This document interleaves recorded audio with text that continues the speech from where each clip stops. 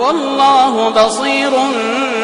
بالعباد الذين يقولون ربنا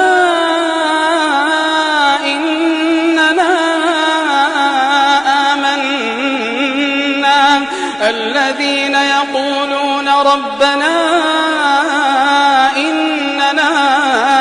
آمنا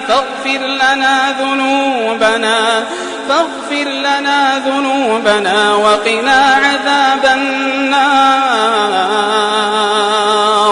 الصابرين والصادقين والقانتين والمنفقين والمستغفرين بالأسحار